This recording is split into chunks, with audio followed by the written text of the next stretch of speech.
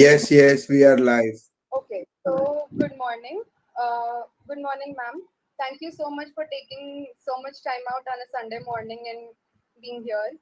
It's my pleasure to introduce our speaker today, Dr. Pushpa Robin, a distinguished professor and a head of biotechnology and joint director of Dr. Vikram Sarabhai, Institute of Cell and Molecular Biology, Faculty of Science, MS University, Vadodara. Dr. Robin earned her bachelor's and master's alongside her PhD from the MS University. Her lab is involved in diverse projects in biochem. As we all know, Jatropha curcus, the crop of choice, has some limitations. Her lab took it to understand its biochemical and biotechnical approach. In the laboratory, they are also trying to link the increased incidences of pollutants causing hypothyroidism as cause of infertility. Today, Dr. Robin, she brings her expertise to the psychom synapse community. Everybody, please join her. Um, Everybody, please join me to welcome her. Ma'am, we would love to hear from you. Ma'am, we would proceed with the presentations first, and followed by the questions.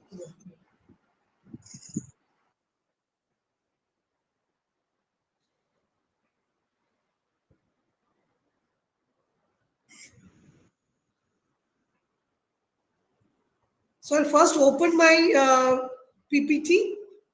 Yes, ma'am, you can present your screen.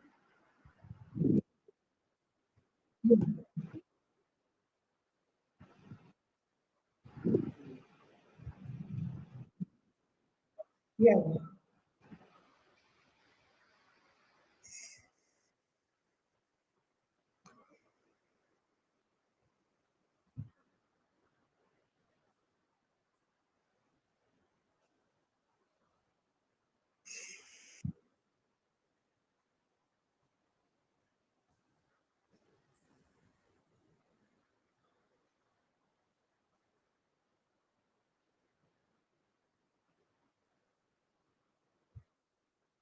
Yes.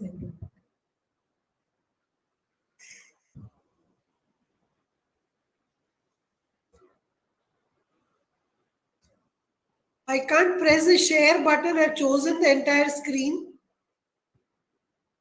The share is not enabled.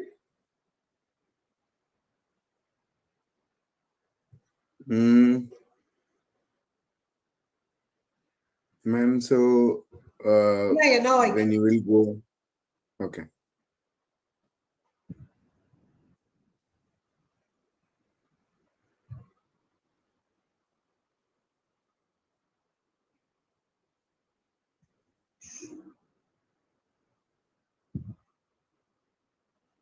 Still not seen? No, ma'am, we can see your screen now. Okay. So you can see this, right? Yes, we can. Yes. Okay. So good morning, everyone. Today I'll be talking about subclinical hypothyroidism. So just a brief introduction. Yes?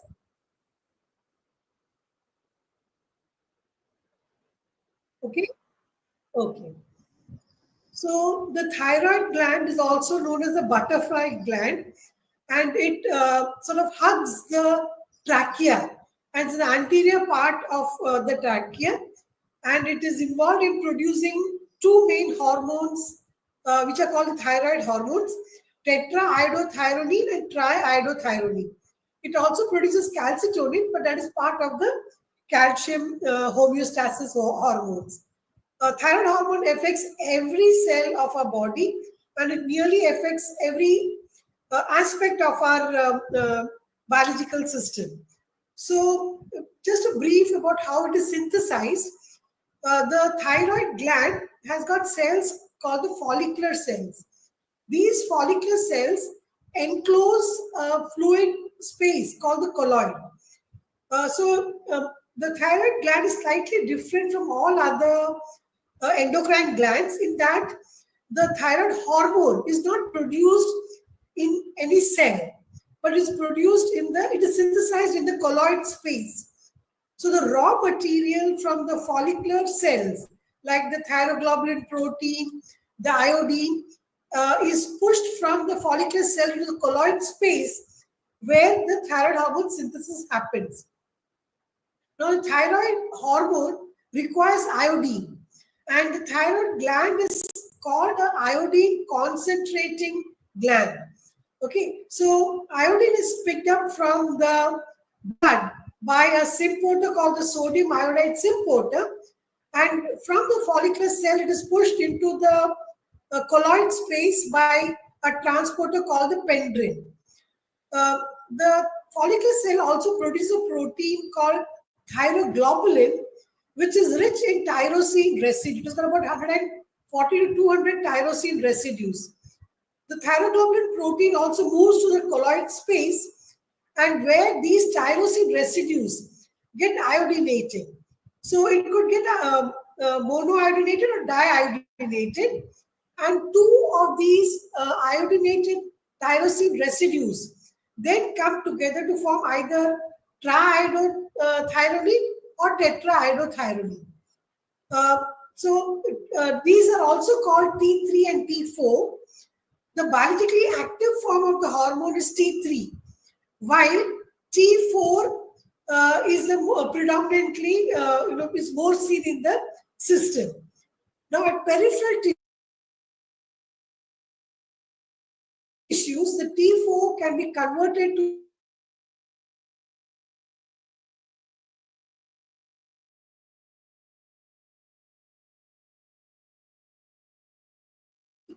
and D3.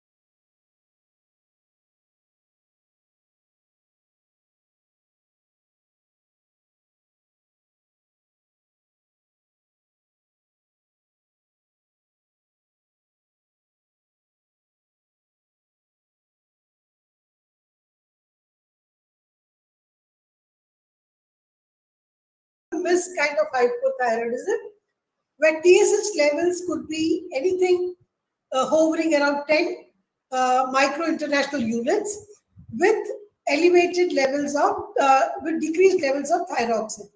While the subclinical hypothyroidism is slightly difficult to pinpoint, and it is when the TSH levels are between 4 to 10 and the serum levels of T3 and T4 are near normal.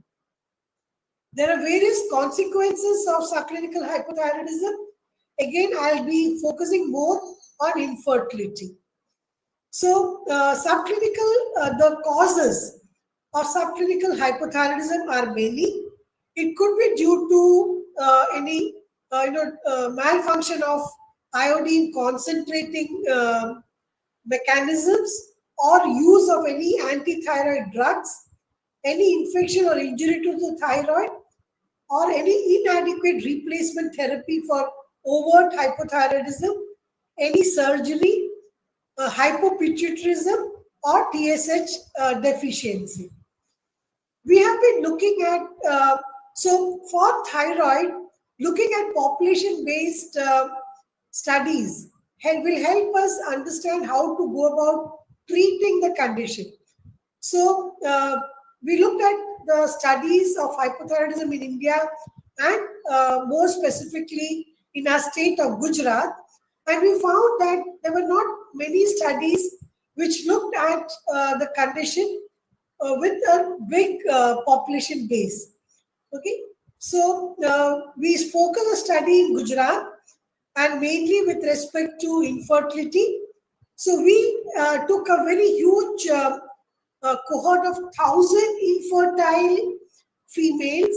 We identified them with only, and compared them with about 135 control samples, and we looked at the levels of T3, T4, and TSH in these 1,000 infertile females. So, when females go to any infertility clinics, it is very important that you take females who are drug naive or who have not started any treatment, especially hormonal treatment. Okay, so we have taken drug naive 1,000 infertile female and looked at their T3, T4, and TSH levels, and these could be categorized into 664 euthyroid, which is about 66%, and we were surprised to find 27% females to be subclinical hypothyroid. There were about 20 overt hypothyroid females and about 4.6% of hyperthyroid in our population of 1,000 infertile females. So this pie chart shows the same. So the incidence of subclinical hypothyroidism in our 1,000 female population who are infertile was quite high. Okay, so in general, when you look at SCH in the population, most studies say they are about 5 to 10%. So our control subjects were in the internationally accepted 5 to 10% levels of SCH. So this is the data showing that the TSH levels was high, while T3 and T4 levels were normal in these patients. Okay, so now when we wanted to understand the etiology of subclinical hypothyroidism in this population of ours, we looked at three aspects: the genetic factors that could predispose our population to subclinical hypothyroidism, immunological factors, and environmental factors, especially because Gujarat is known as a chemical capital of India, and so many chemical industries in and around in Gujarat and especially Baroda. We wanted to look if any endocrine disruptors were responsible for the etiology of subclinical hypothyroidism in Gujarat. So, while looking for any genetic predisposition, we looked at what does data say about who is predisposed to subclinical hypothyroidism, and we found this gene PD8 beta and its association with TSH levels. So there are various isoforms of this gene, and they have been associated with various illnesses. But we particularly found this PD8 beta isoform and its correlation with TSH levels.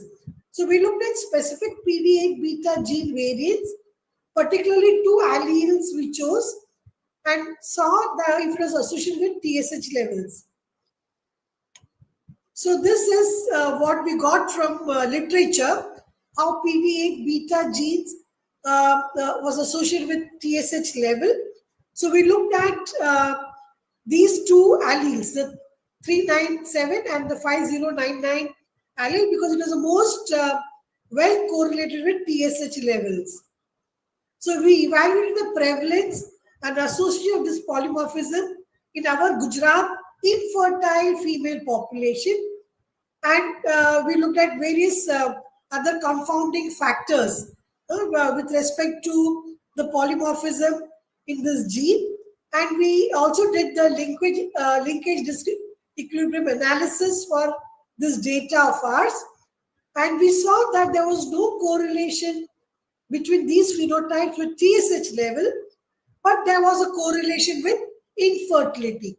So though we've not been able to pinpoint what, but we have found a strong correlation with polymorphism, the RS4704397 polymorphism, and infertility in our SCH patients, but no correlation with TSH.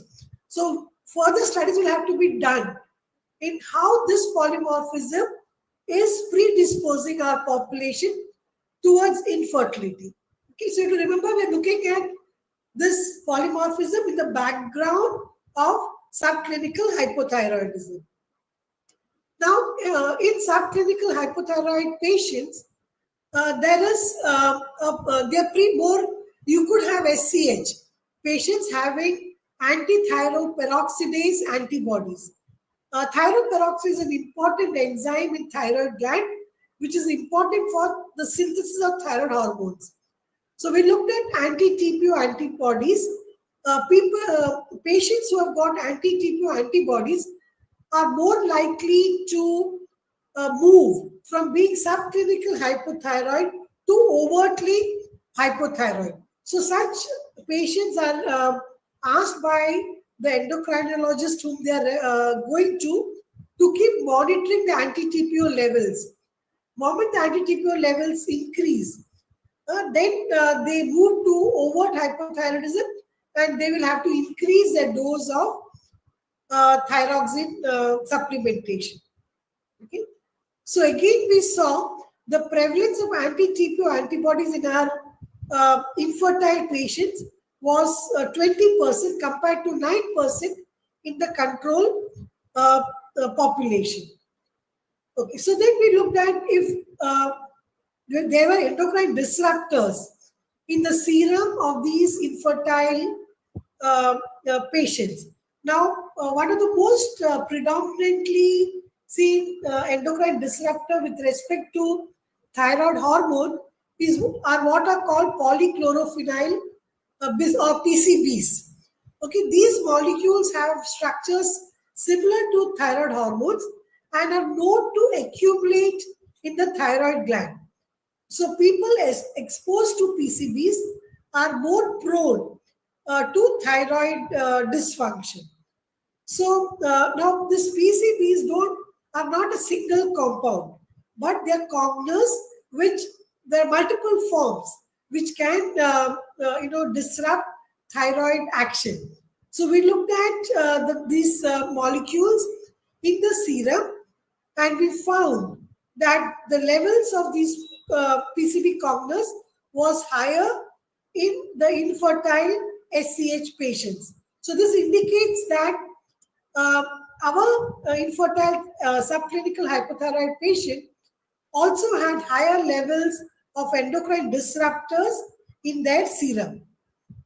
So these are the PCB compounds that we identified in the sample of our infertile SCH female samples. So there was a higher prevalence of PCB-like molecules in the serum of infertile subclinical hypothyroid patients. So we looked at what studies was there to correlate PCB effects on thyroid. We did find some studies, but none of them really delved into how they were causing thyroid dysfunction. Okay, so being in the biochemistry department with such a wonderful animal house, and because of the limitations of understanding how endocrine disruptors are causing subclinical hypothyroidism, we decided to switch to an animal model to understand our hypothesis. So we decided to create a subclinical hypothyroid model using hexachlorobenzene. Hexachlorobenzene belongs to the PCB class of molecules, and there have been studies to show how the hexachlorobenzene goes to thyroid and can cause thyroid disruption and can bring about changes in T3, T4 levels. Okay, so we established an animal model. We identified the dose to be given. It was 50 milligram per kg body weight for 90 days. And then we stayed with the reproductive parameters. So we were looking at how HCB was affecting the reproduction in these animals. So we chose female Charles Foster animals. We also did this study in a multi-generational fashion, and also did thyroidectomy. Now, it is when we're giving HCB and we're looking at the effect of HCB on reproduction, it is possible, and I told you HCB has got a propensity to accumulate in the thyroid. Okay, so we wanted to see if how the thyroid gland handles HCB is responsible for the reproductive problem, or it is directly HCB itself. So to prove that, you have to do what is called thyroidectomy. Okay, so what we do is we can surgically remove thyroid. It's a very tricky operation, but it can be done. So I had this student Hemangini with me. She was excellent at dissection. So you remove the thyroid gland and you would give thyroid supplement. So whatever effects you're seeing is because of the interaction of thyroid hormone and HCB, and it had nothing to do with the thyroid gland and its how it is treating your HCB. So we had multiple groups. We had control. We had control plus thyroid HCB, control thyroidectomized animals with HCB, and HCB alone.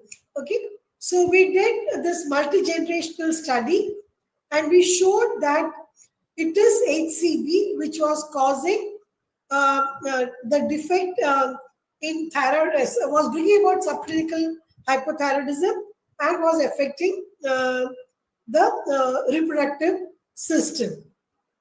We also, thyroid hormones are also known to affect lipid metabolism. So we looked at, and we also know that hypothyroidism can cause weight gain. So we looked at food intake, we looked at lipid metabolism and thyroid hormone levels, and we found that our model was like a typical subclinical hypothyroid model. So we were confident we have been able to have a good subclinical hypothyroid model for our further studies.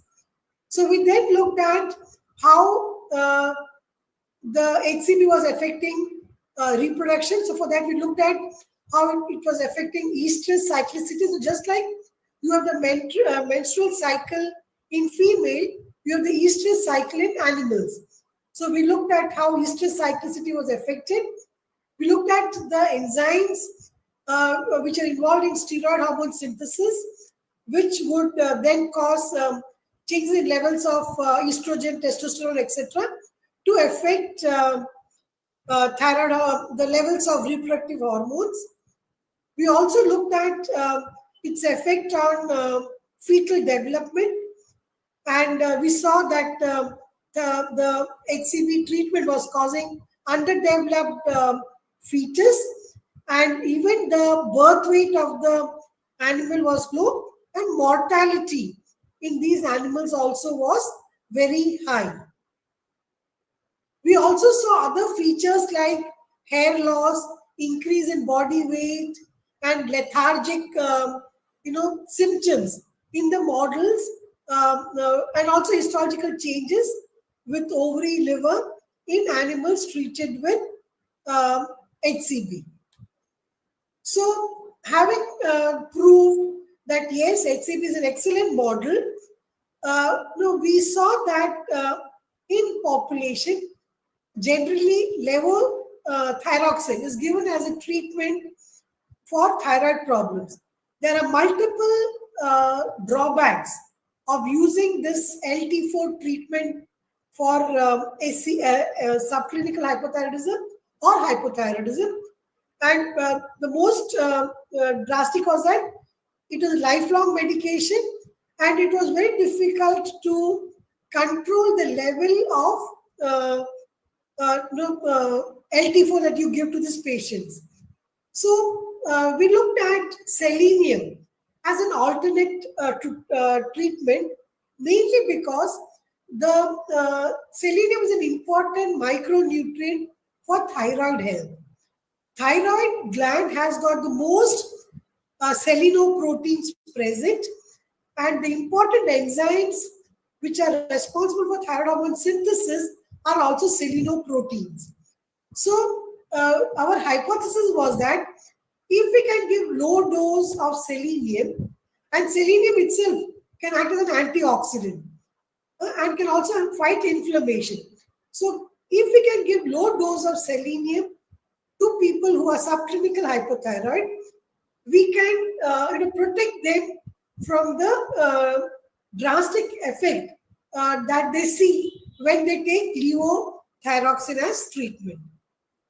So we had seen that selenium plays an important role in two places: at the synthesis of thyroid hormone, and also in regulating the conversion of T4 to T3. Okay, both the production of T4 and its conversion to T3 requires selenium. Okay, so that is how we decided to use selenium. Also, thyroid is an organ with the highest selenium content per gram, and most of selenium proteins are also expressed in thyroid gland. Now, when we decided to give, so these are some of the selenoproteins which are seen in the thyroid gland. The deiodinase, the glutathione peroxidase, the selenophosphate synthetase, and the thioredoxin reductase. So when we decided to give selenium as for treatment, we also decided that if you give selenium and in the elemental form or in its salt form, it could again create a problem. So, these days, nanotechnology has come in a long way, especially for drug delivery, because that necessitates a lower dose of the drug and better access of the drugs to the organs where this is you have to go. So we decided to make selenium nanoparticles. Again, if you would see how the nanoparticle science has developed, earlier to synthesize nanoparticles, you required a lot of chemicals, catalysts. Okay, but in the recent past, people have started using plant-based approaches to produce nanoparticles, and that is called green synthesis. So we decided to use the green synthesis method of generating selenium nanoparticles with the hypothesis that you would require lesser selenium and the toxicity, if at all, could also be reduced. So we looked at, we synthesized selenium nanoparticles by the green synthesis method and looked at it as a treatment for the overgeneration subclinical hypothyroid model. So the selenium nanoparticles would offer better bioavailability, enhanced antioxidant activity, and lower toxicity. Also, we were successful in generating selenium nanoparticles, and these nanoparticles were characterized using the usual methods. So we looked at the role of the selenium nanoparticles, and we could see that it did not affect any organ, indicating there is no toxicity. Even the histopathological analysis showed no toxicity seen in any of the organs by using selenium nanoparticles. Okay, so we decided to go ahead by using this selenium nanoparticles as treatment. So again, we created the animal model, and of course, we had to keep selenium salt in the form of sodium selenite and selenium nanoparticles in the treatment.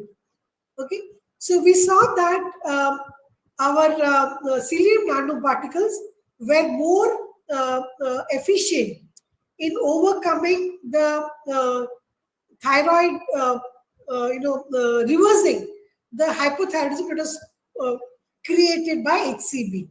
Okay, so this also was confirmed by looking at the histology and of the ovary and the liver, and we also looked at the reproductive parameters, and we showed that the selenium nanoparticles could reverse the ill effects of HCB in creating reversing the ill effects of HCB in the reproduction. Okay, so all reproductive parameters like mating index, cohabitation period, everything was reversed by giving selenium nanoparticles to the HCB treated animals. Okay, so these are some of the selenium rich foods which we could incorporate in our diet to be thyroid sufficient. Okay, now I would like to go a little more ahead to tell you about what are the challenges in treatment of subclinical hypothyroidism. Like I told you, the treatment of the patient for subclinical hypothyroidism is based on the levels of T3, T4 and TSH. The range of TSH is quite broad, and usually physicians, when they're treating patients for SCH, look at the set point for an individual than for looking at the population. For example, if a patient has to be treated for subclinical hypothyroidism, the clinician would look at how the patient's TSH level has been for a 6-month window, and then decide how to treat that patient with to decide the dose of LT4. So what the physician tries to see is to maintain the TSH levels towards the lower half of the range. So the set point is decided, and the physician aims to get the patient's TSH levels to that lower point of that treatment. Okay. So traditionally, set point was decided by looking at the population, but these days it is more patient specific. Okay, and there are various factors which affect the set point for any hormone, like especially for thyroid hormones, like food, inflammation, circadian rhythm, and seasons. So unlike overt hypothyroidism, treatment of subclinical hypothyroidism requires a more nuanced approach. Okay, the physician will have to look at 8 cardiovascular health, and TSH. And always the physician should start treating SCH with a start low, go slow approach. That is, start with a very, very low dose of LT4, and also don't jump to start giving LT4, but first try to see if the patient has got aberrant circadian rhythm, or other aberrant lifestyle factors, and then start LT4 treatment. Okay. And in this day and age, artificial intelligence and data analysis is going to help a lot in managing subclinical hypothyroidism. AI powered tools will help us understand how to give LT4 dosing and how to make it more personalized and effective treatment.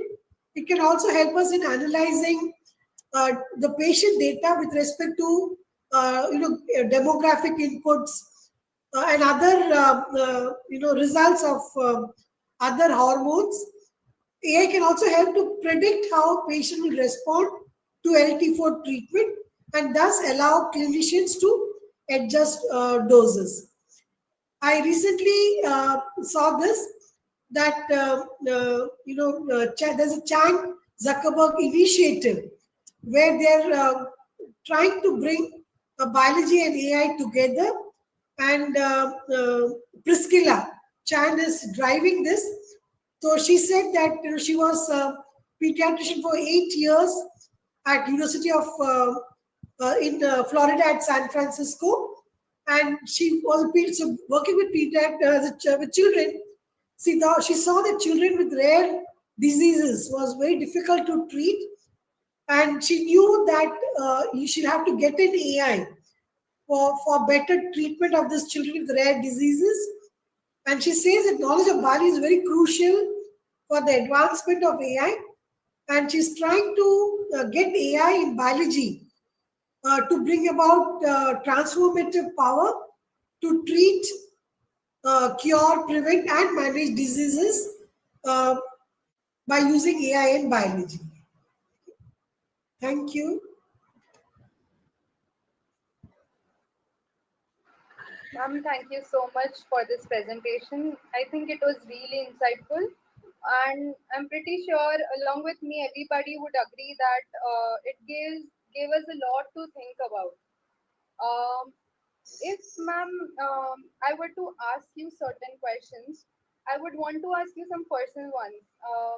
Like, what led you towards biochemistry, ma'am? Or maybe, how did you choose that you want to pursue your career in Yeah. biochemistry? So actually, I did my BSc chemistry. I was chemistry, physics, and maths. So during those days in MSU, biochemistry and microbiology, their labs used to have open houses. So as a chemistry student, we used to go there. I also had a cousin who was doing his PhD in biochemistry.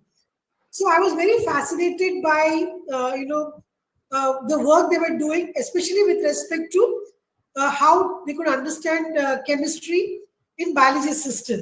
So being a good chemist, I thought yes, more application was in biology, and that was where science was moving more faster. So then I decided to move to biochemistry. Okay. Ma'am, I request you to, can you please stop your presenting screen? Can you just,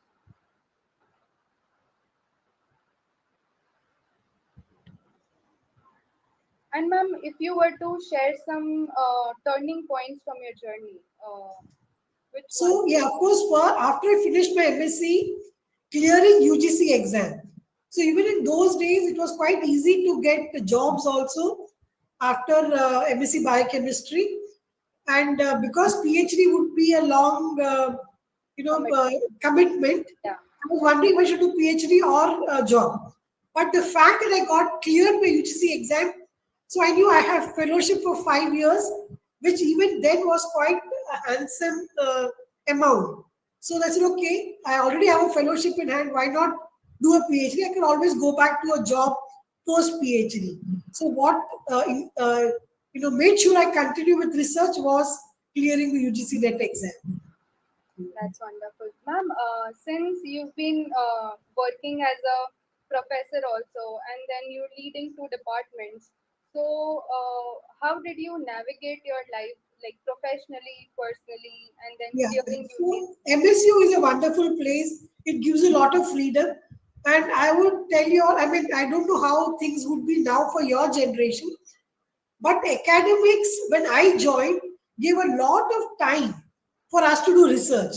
I mean, Okay. nowadays I see when the junior teachers are joining, there's too much pressure on them to do a lot of administrative activity from day one. But when we joined, even the government, we were not asked to do so much administrative work along with teaching. So teaching, of course, we get to interact with young students. So that way, we are always kept young. I never think that I'm going to be 60 soon. And also because I was in an academic environment, I got a lot of free time to do research. If I was in industry or in a private institute, that would not have been That would possible. have been a little harder to do. Difficult, yeah. Ma'am, since you've done a lot of work in biochemistry now, would you like to mention some of your personal favorites, or maybe your personal any topics that you think are very much of interest to you? Yeah. So if you would have seen in my CV, I told I actually by training I'm a plant biochemist. So of the various projects in my lab, the subclinical hypothyroidism project was something I really set my heart on, mainly because I myself have gained from it. So I think when if you look back at my PPTs, subclinical hypothyroidism clinicians start treating when they see there is some when a patient comes to them and the usual medicines are not helping them or usual course of action is not helping them, then they start giving very low dose of thyroid hormones to treat a person. So I had initially infertility problem, and when I went to a doctor and he told me that I'm going to give you thyroid hormones to treat the infertility. I was like, what? I was a biochemist. I said, no, my thyroid hormone is normal. And I wouldn't, I said, no, I would not take gynu. Once I start taking thyroid hormones, I would be, I will have to take it lifelong. But it was my family who said, please don't look at it as a biochemist. A doctor is telling you, and it is a very famous infertility clinic of Baroda called the Ghanshyam Clinic, Dr. Mahesh Pandya. He passed away, the clinic is still there, but they treat the patients for infertility in the background of hypothyroidism. So I had seen it that it is, yes, subclinical hypothyroidism is actually is a silent killer.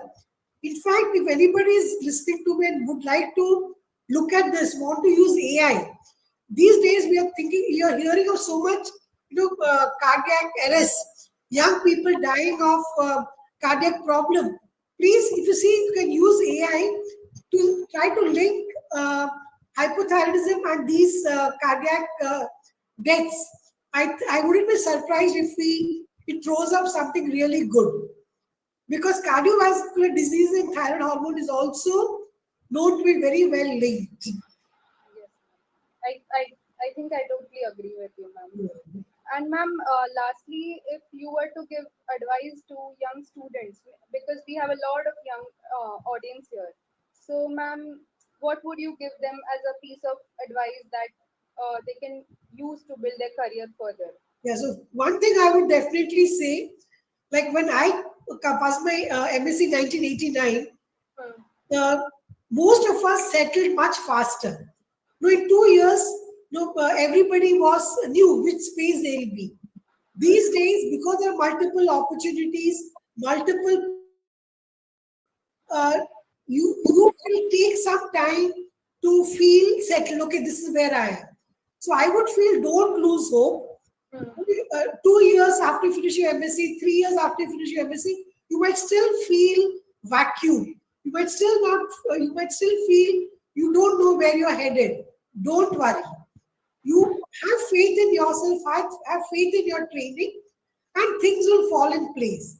Okay, so don't get If you get worked up, if you get worked up, then you will not be able to think rationally. It will take time for you to realize what how to go ahead, but you will definitely, you are in the right field. Okay, like biological science is where you have to be. Of course, you will have to start thinking of data science, computational biology. You'll have to, skill up in those areas.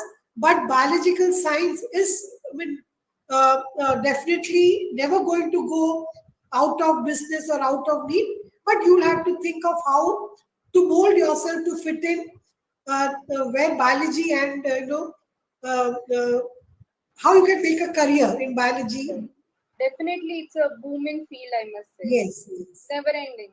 You can even now, startups. Earlier, we never thought you can have startups in biology.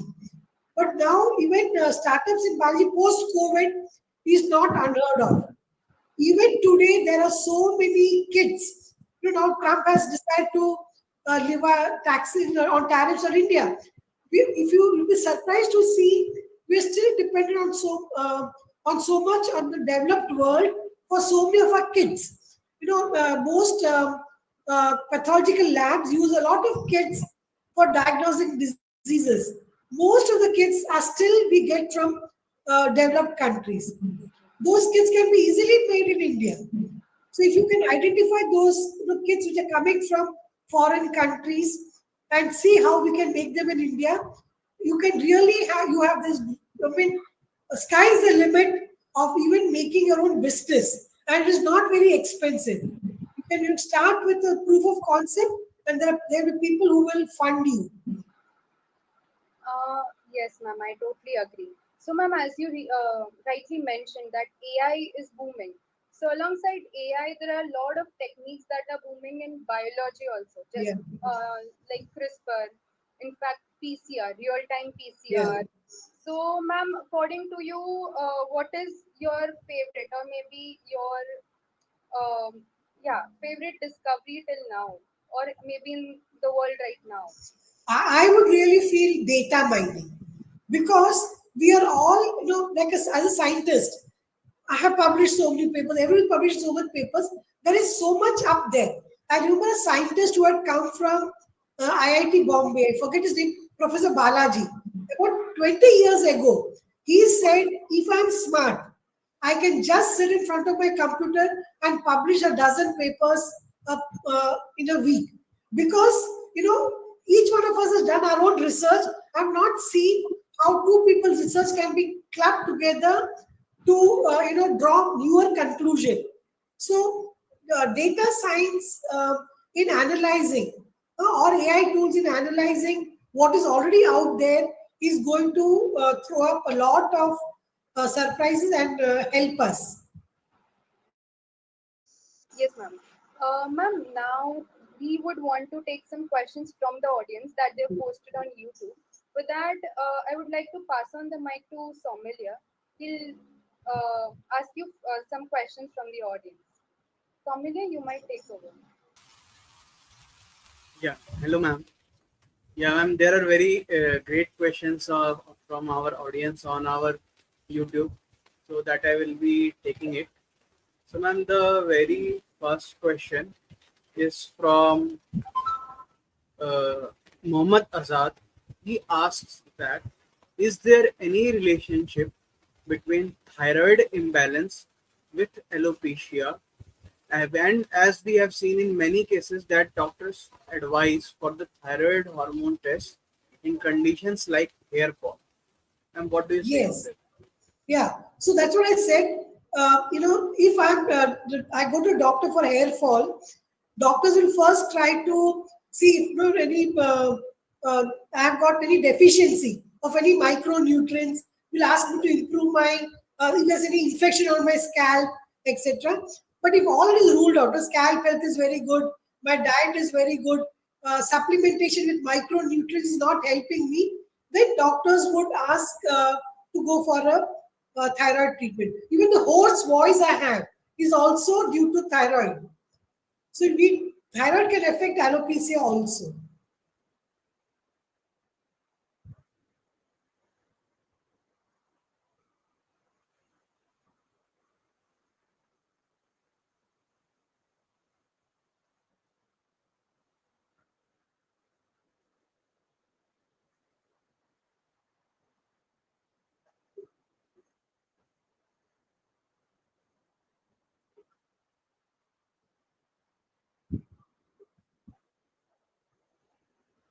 No, I didn't get the question. What is it? How?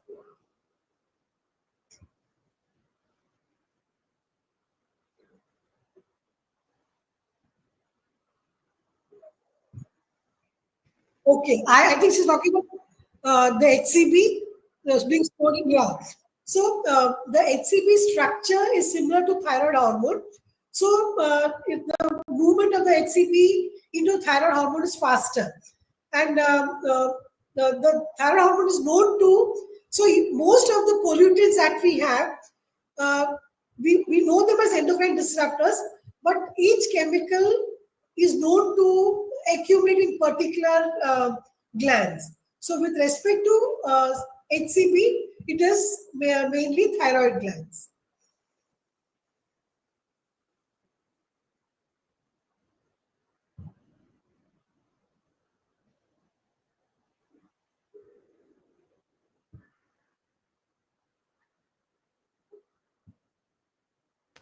So, ma'am, next question is, yeah, it's my question only. That how consistent are the changes in SORD, CAT, GPX, and the lipid peroxidation markers in SCH, and how do they differ markedly from overt hypothyroidism? Yes. So the changes in the lipid oxidative lipid profile or the oxidative ROS molecules is more subtle in SCH as compared to overt hypothyroidism. And ROS biology has grown on the premise that if you can manage your ROS levels, you can overcome most the illness. So, like even hair fall, the follicle could be experiencing ROS, an oxidative onslaught. So, if you have a good amount of antioxidants, you could keep cells more healthy, and the ill effects of so many things could be avoided. So, ma'am, there is a question from Dharmesh Patel as well, that the can effect on the thyroid gland can lead to disturbance in the immune system. Yes, yes. So the immune glands also people are looking. So I told you the anti-TPO antibodies are there is an autoimmune disease with thyroid gland also, and anti-TPO antibody levels are higher in patients who have got thyroid problems. So if I'm SCH, then doctors will ask me to monitor my anti-TPO antibodies. Moment the anti-TPO antibodies are increasing, means I have the fear of moving from SCH to overt hypothyroidism. And thyroid glands are known to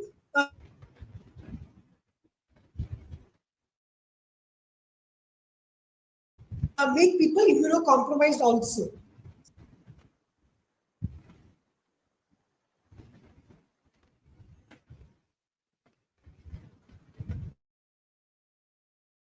Uh, so the next question is from, I hope I'm audible clearly. The next question, ma'am, is from Ashi.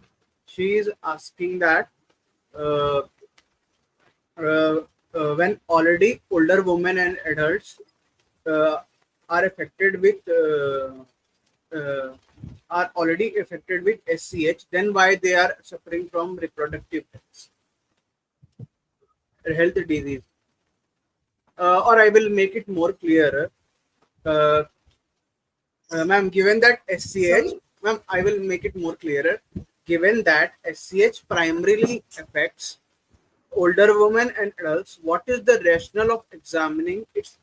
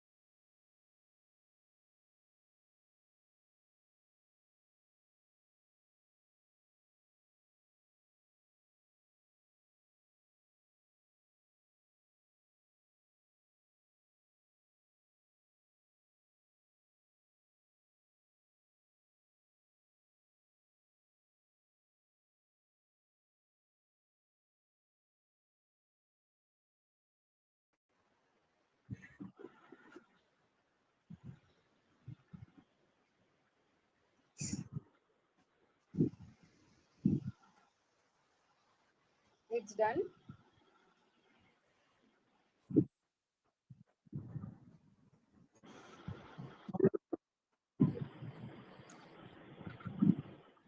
I must say, ma'am, it was a really, really good event. So, on behalf of the organizing team and all the attendees here, I would really like to extend our heartfelt gratitude to you, ma'am, for delivering such a insightful session today. Ma'am, the clarity and passion with which you presented today, such intricate topics were truly inspiring.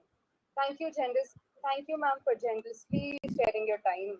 A big thank you to everyone who has attended and joined us today, and of course to the organizing team who has worked behind the scenes. We really look forward to many more such engagements in the future. Once again, thank you so much, ma'am. It's really pleasure to have you here. Thank you.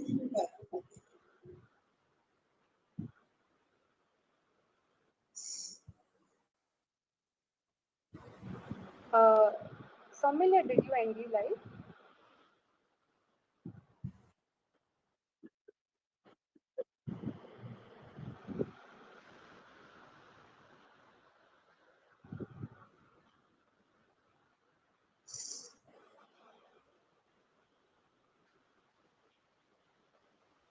So we have pasted the feedback form.